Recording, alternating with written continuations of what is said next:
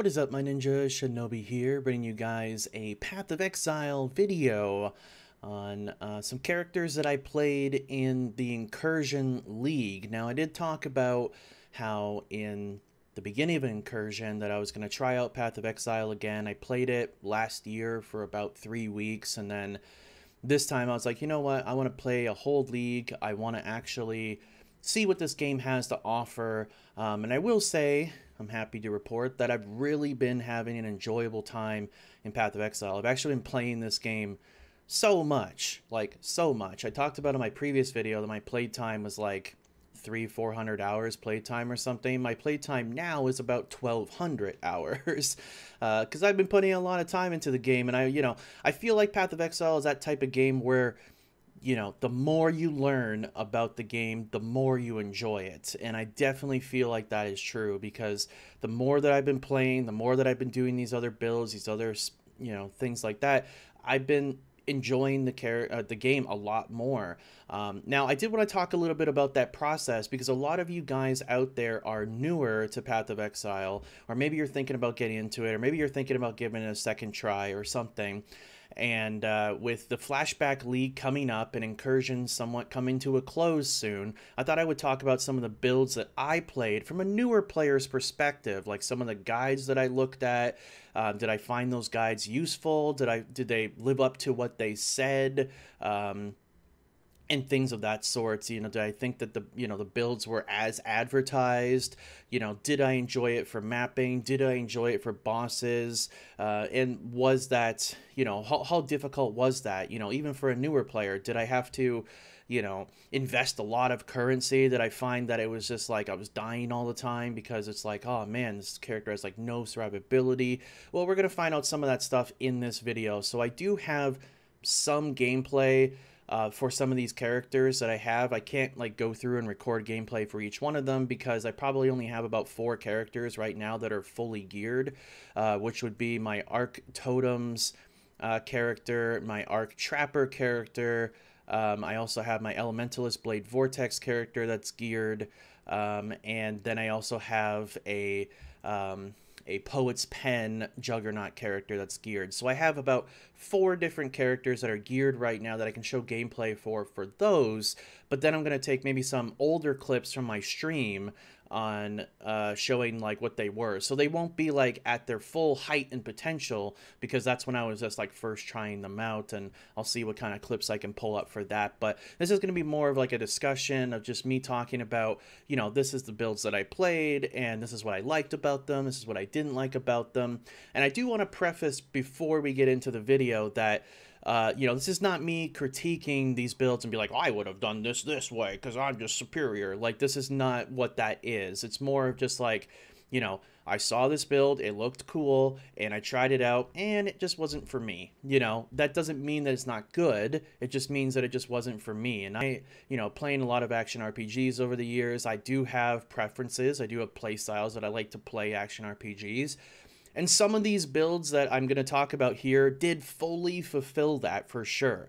I found some builds I was like, yes, this is totally me, and some builds I was like, yeah, okay, I'm done with this. I got bored of it by like level 30 or, or something, or by, level 70 or something, or 80 or 90. I was like, okay, this is not for me anymore. So let's find out what those builds are, and let's go through kind of the process that I did for this league. So I do want to keep in mind that majority of the characters that I played were on softcore. Still learning the game, and I feel like for testing purposes and finding out, learning more about the game, I can do that more in softcore. In hardcore, you get to level 90 or something, and then you die to something, and it's like, oh, well, I learned that can kill you, but now I have to start completely over again to learn more lessons, right? So with softcore, it's like, okay, you can learn a lot more of that information. Now, I did also play hardcore. I played a few characters in hardcore, and had an enjoyable time with that. But as far as a learning process goes, I wanted to stick mainly to softcore to learn more of these builds and see what their potential is. And a lot of times in hardcore, you're not really pushing a character to its maximum potential because it's very likely that you'll die, right? So you try to not do that kind of stuff. So I wanted to push these characters as hard as I could so that, you know, I can make a video like this and I could find if I really enjoyed this build and would I like to maybe play this build on hardcore. And that's what a lot of this process was. So anyway, let's get into it. So the first character here was a guy named Thor's thick brother.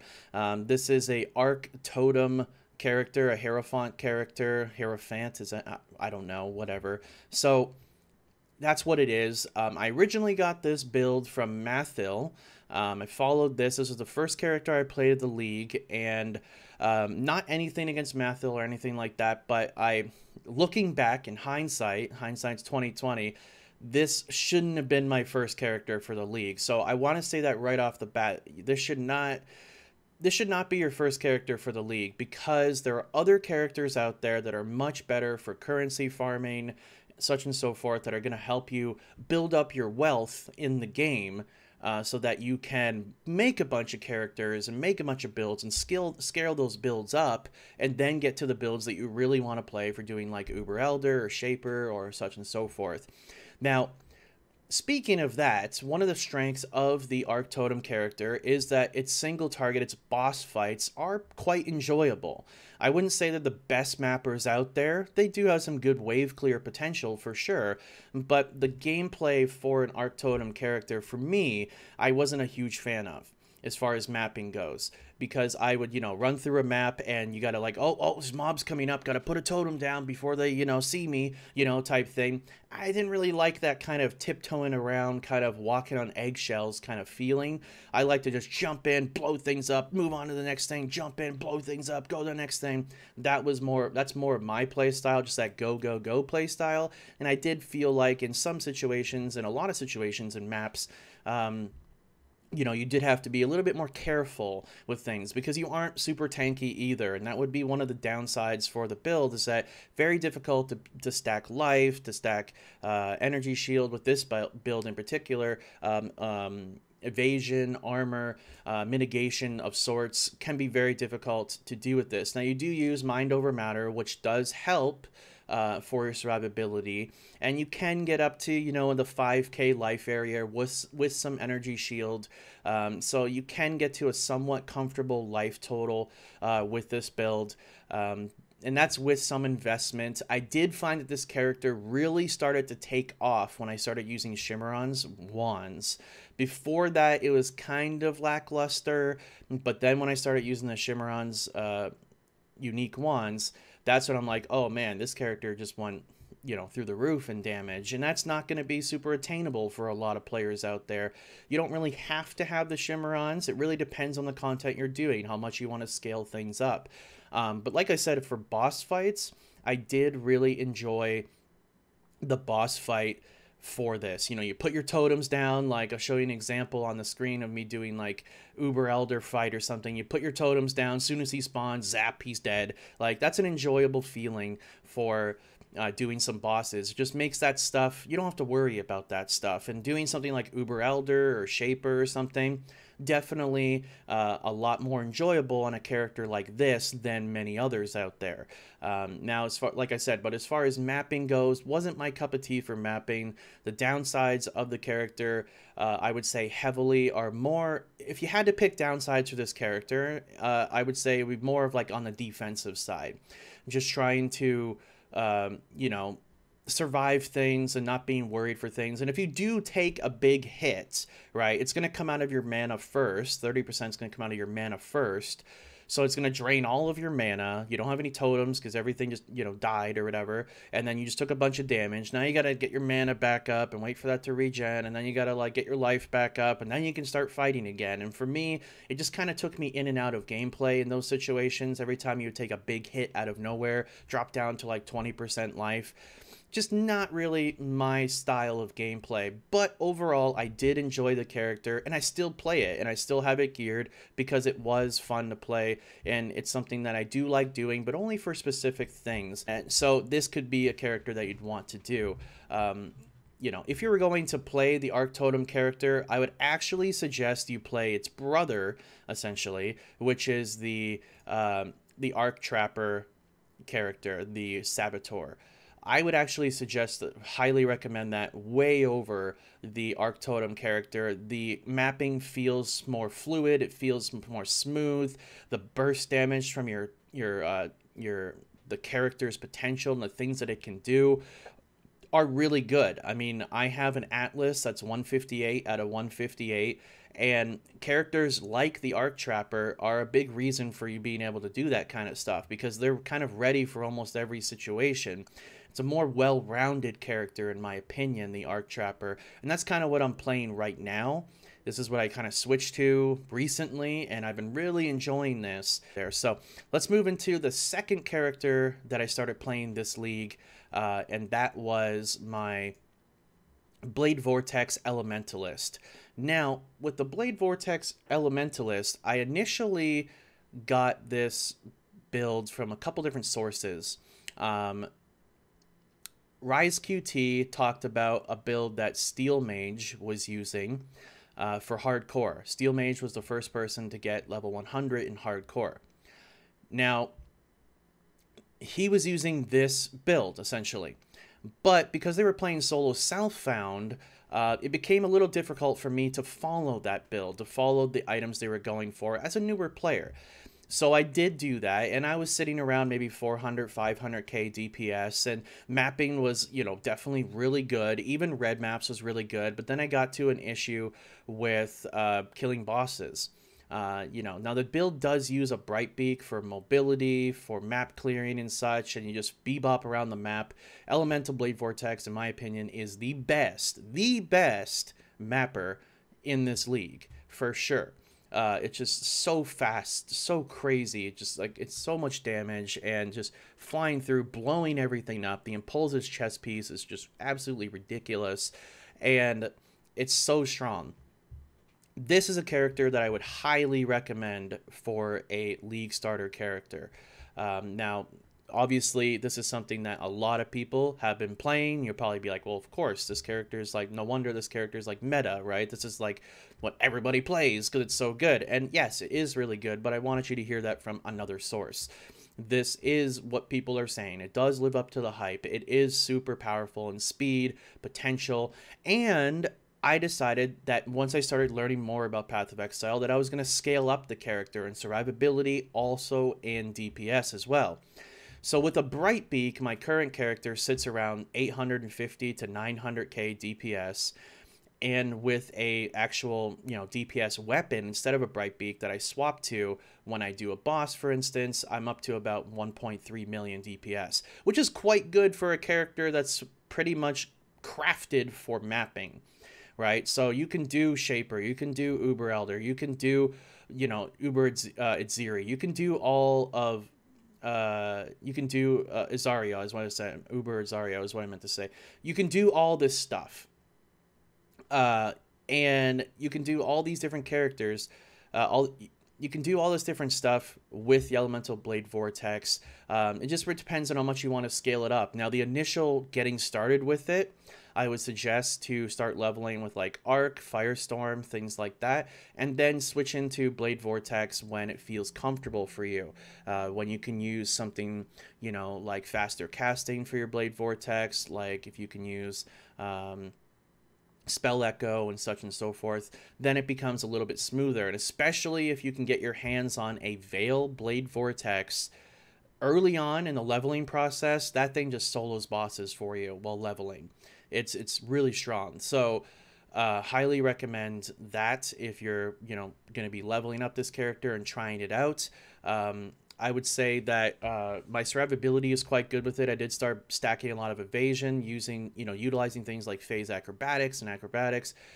Using those things definitely helped a lot, but then also stacking a little bit more evasion, kind of going a little bit differently in the tree than Steel did and Rise did, for, you know, really utilizing more evasion and trying to hit more survivability with more life and more damage. And that's what I kind of focus on. Like, as I started putting some currency into this character, it started to really show just how much better it can be. It's really good to start off with and lots of fun to start off with. And as you put more currency into it, you feel that potential.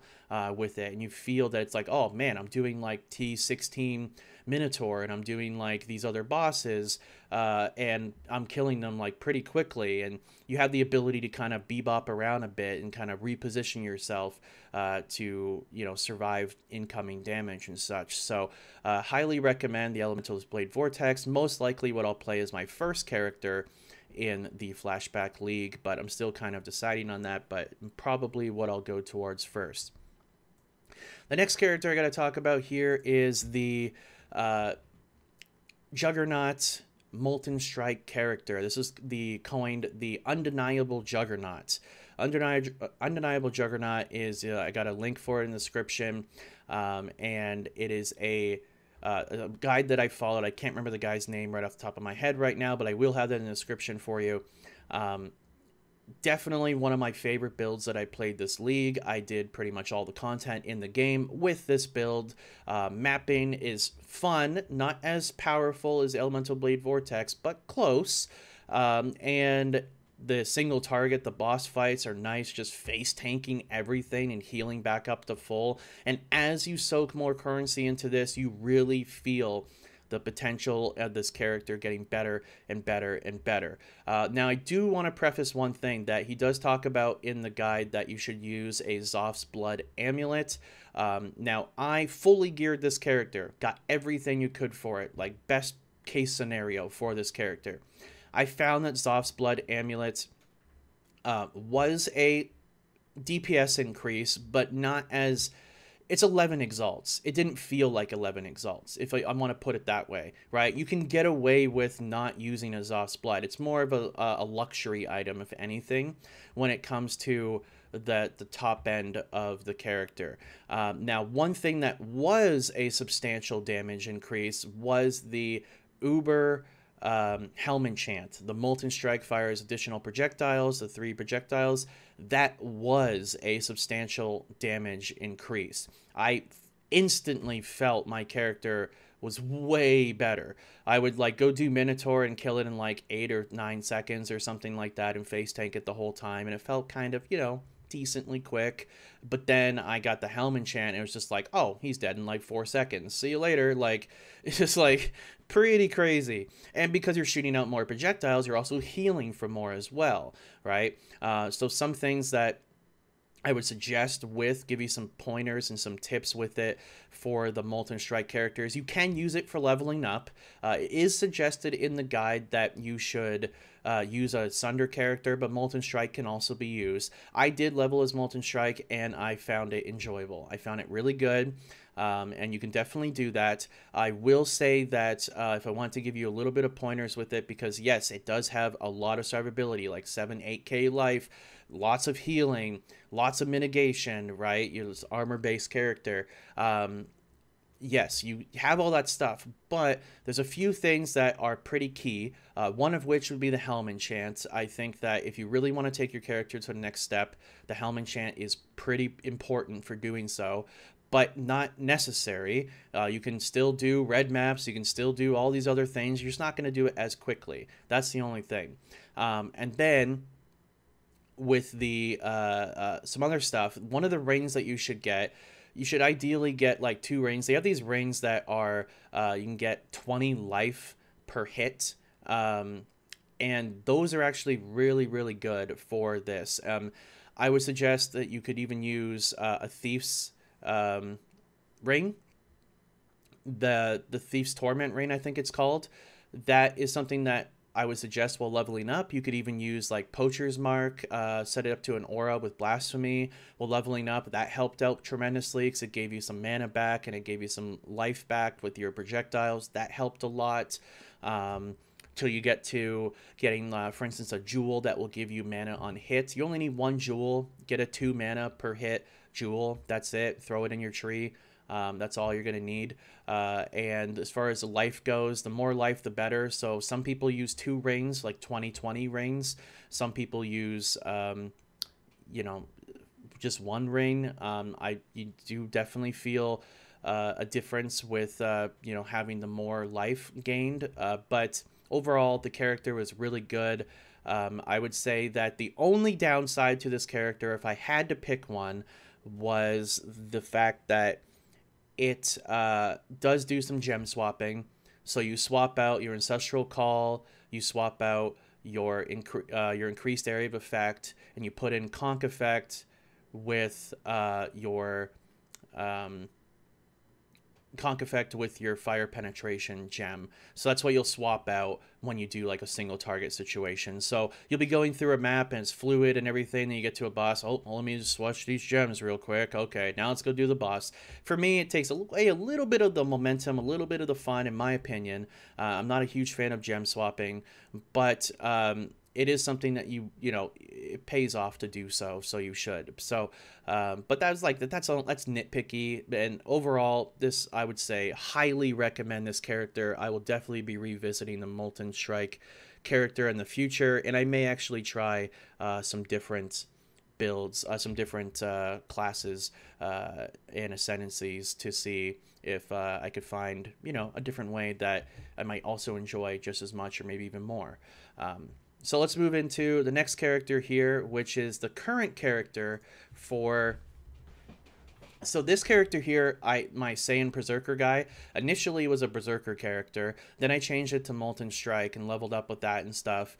And then I changed it to, after I did all the content with it, I sold all the gear. I sold the Helm Enchant for like 15 exalts, sold Zoph's Blood for like 11 exalts, 12 exalts or something, sold some of the gear, and then I was like, okay, I want to build something else. I want to try something else. So the next thing I tried out, which was this character here, the Thick Nevermore character. This was a thick Poet's Pen character is what the build is, and I'll have a link in the description for that. I decided that I was trying it out on this, and I was like, oh, you know what? I want some more skill points. So I revamped my Molten Strike character into my Poet's Pen character, and I wanted to try this out. Now, I want to talk about this build because I do feel like it is definitely... It's not something ideally you're going to be able to get, right, like in the beginning of a league, because you need Poet's Pens, and getting those in the beginning of a league is going to be tough. However, if you're leveling your second or your third or your fourth or your fifth character, I'd highly recommend it, because leveling with Poet's Pen is just, it's so fast and so good, and you do so much damage. Now, I will say, though, with the Poet's Pen, Juggernauts, this build in particular, for mapping, it's better to use body swap to map, and that would be one of my biggest downsides to this build, I would say. One of my nitpicky features is that this build is really just, with body swap, it's got that really flicker striky kind of feel to it, where it's like, it's kind of jittery, and you're kind of jittering through the map, and you're like, oh, this is... Looking at that for 12 hours a day, or 10 hours a day, or 5 hours a day, tends to really kind of be like, okay, I don't want to look at this anymore, right? Now, that's like one thing I would say about it. There is another build that came out, which utilizes Lightning Warp, and that, with the Elementalist, that feels a little bit more fluid, and it feels, you know, better in that way. But one of the big key factors behind this character is just how tanky it is. I have about 9,000 life on this character. I have 90% mitigation, because I have 9 maximum endurance charges. I have 9 endurance charges, and just so tanky. Now, I was unfortunate. Unfortunately, I was not able to get the Volatile Dead additional corpse Helm Enchant, which would be a substantial damage increase. But as far as damage goes without that, something like Uber Azario, I was just face tanking him. He takes like maybe, you know, 1/4 of my life. Oh, that's cute. You know, I mean, you get like 2 to 3k life per second regen, right? So 2 to 3k life regen per second is pretty crazy. You know, when you have so much life, and the more life you have, the better this character gets. And it's all really based around your endurance charges. Having a lot of maximum endurance charges, you do more damage with that.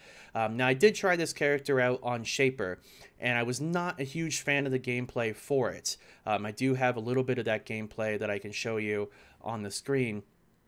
The reason why I wasn't a huge fan of the gameplay for it is because it becomes pretty difficult to maintain your endurance charges because you don't want to be close to Shaper. You don't want to get hit by those balls, right? You don't want to get hit by those beams, but you can, you know, heal. You can survive some of the beam, right?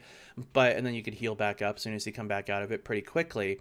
So essentially, the way with Shaper goes, with this character, it's like, okay, you're trying to maintain these endurance charges and they have a time limit for them, but you have to take damage in order for you to reset those endurance charges, or you need to use your enduring cry and get close enough to reset that. So you're trying to stay far away from him by shooting these balls, and you're trying to move while not trying to get hit by his attacks. Then you got to get close to him to get your endurance charges back up. Then you got to go farther away again, and it just became kind of a frustrating fight, essentially. It would be a lot more fun, in my opinion, for something like Uber Elder, and it'd probably honestly be easier to do Uber Elder than Shaper, just as far as like that goes, because, you know, there's like a lot of little trash mobs that are hitting you. You're taking damage on like a more consistent basis. And that's, you know, one thing with Shaper is like anything that does damage with Shaper, you don't want to take, because it's like it's all pretty deadly damage. When it comes to Uber Elder, there are some things I can get hit by his like spike throw thing, and that'll reset my endurance charges, and I don't have to be super close to him. I can get hit by his AoE thing, get hit by his ads, you know, such and so forth. So yeah, I'd say overall the thick Nevermore character, the thick Poet's Pen character, definitely fun. Wasn't a huge fan of it for mapping as far as aesthetically. It's definitely effective for mapping. It's definitely effective for single targets. Definitely effective for survivability. I would just say that for me personally, the gameplay, I enjoyed the gameplay of Molten Strike more, but this character is definitely very potent, but it is also very pricey to get into it. The initial cost to get into it is much higher than something like Molten Strike. So if you're starting like a new character, I would highly recommend Molten Strike over this if you're going for a Juggernaut. So the next character I played was a Blade Vortex Chieftain. Now, one thing, this build I got from Mathil. He was he made this character, he made this build, and I will say some of my pros behind it. First off, right off the bat, this character really made me appreciate the Chieftain. I had never played Chieftain before, and I'm definitely going to play Chieftain again because, you know, it's a fun character. The Chieftain's a fun ascendancy, and I really like it, and I want to do more stuff with it, and I actually have some ideas for my own types of builds that I'd want to do with the Chieftain.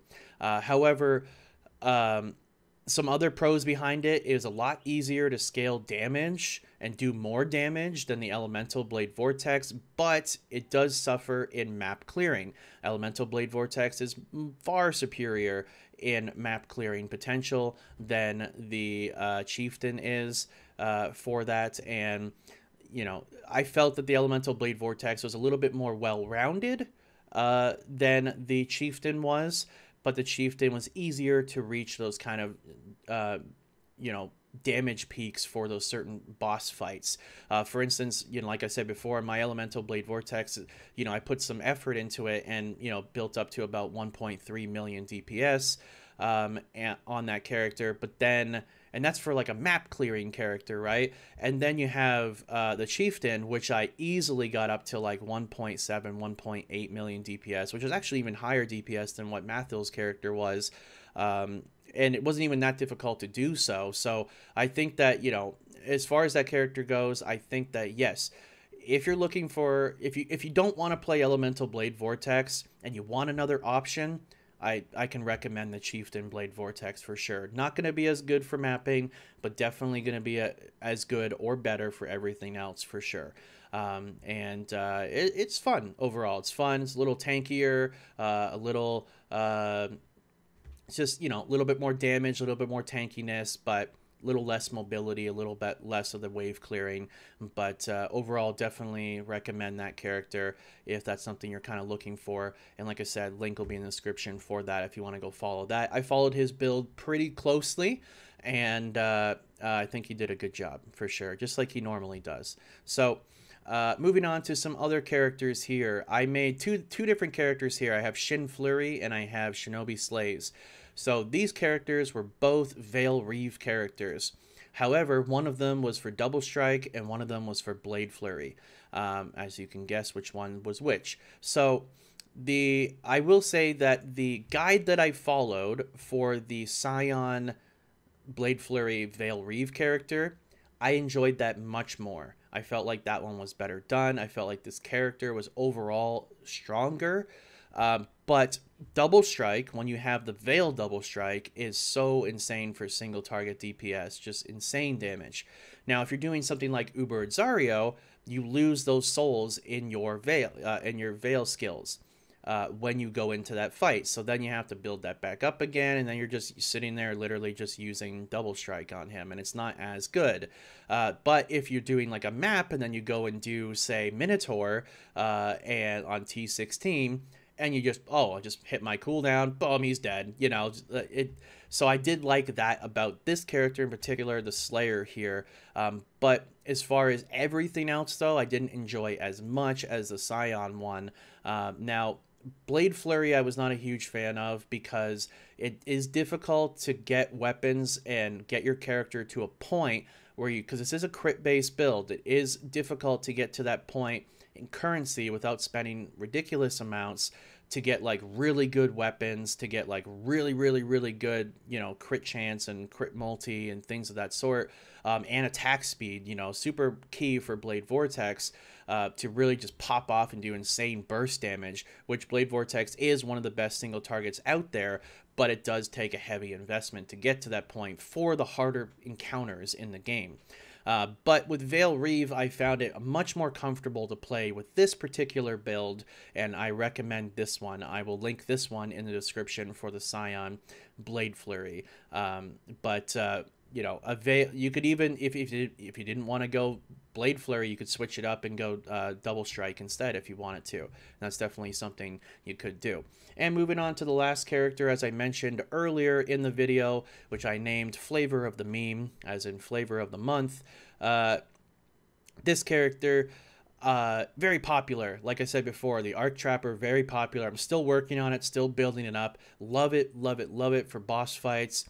Mapping is more fun in general for me personally than the Arc Totem character, and this character essentially is a carry character. You can do everything in the game. It can run like any map mods. It can do pretty much anything, right? It can do Uber Elder, it can do Shaper, it can do all this stuff. You just got to invest a little bit of currency, a little bit of time into these better things. And I am going to, I haven't done Uber Labs yet. I'm going to do that today and get my Helm enchant, hopefully. I could just buy the Helm enchant. It's more fun farming for it, but we'll see. Yeah, but overall, like, I haven't really played it a lot to give a lot of information on it, but it's a very popular build, very popular character, and from the guide that I found for this in particular, I found this one to be one of the best to follow, one of the best to visualize, okay, this is what I'm gonna do, right? So I think he did a really good job at laying out the character in this guide, so I will suggest this one for this. Arc Trapper is something that's easy to build, easy to get into. The Shimmeron weapons just take it to the next level, not super requirement, but yeah, if you're gonna be playing the Arc Trapper for beginning character of a league, I could suggest that for sure. You know, the characters I would suggest to kind of give you the summary of everything, I would suggest for a first character in the league, Elemental Blade Vortex, Chieftain Blade Vortex, Molten Strike, I would suggest, or Arc Trapper, I would suggest for a first character in the league. But if you did want to play a melee character that wasn't Molten Strike, then I could also suggest the Scion with the Blade Vortex, with the Veil Reeve with the Blade Vortex, or even going maybe with Double Strike instead. I could definitely suggest that. But that's pretty much all the characters that I played this league, and I'm looking forward to jumping into the Flashback League and having lots of fun with that and farming a bunch of microtransactions and good ends. You guys can check out my live stream channel where I'll be doing that stuff. If you guys enjoyed these types of videos where I kind of like, it's kind of like a build review where I go through and talk about what I liked and disliked about the characters without going in too much in detail about each character. What I could do is I could do like a video for specifically for a character. Instead of just putting a bunch of builds into one video, instead put it into multiple videos. Like this video will cover Blade Vortex. This video will cover this build that I found, for instance. If you like that format a little bit better, that's something I could do instead, and that's something that I might do instead. So anyway, let me know what you guys think about these. What were some of your experiences with these characters, with these builds? And did you find this video a little bit helpful to help you decide on what you're going to play or what you are playing right now, and if you're going to scale that character up, such and so forth? But yeah, overall, I've been having an enjoyable time with Incursion, and I look forward to more. So till next time, guys, my name is Shinobi, and as always, thanks for watching.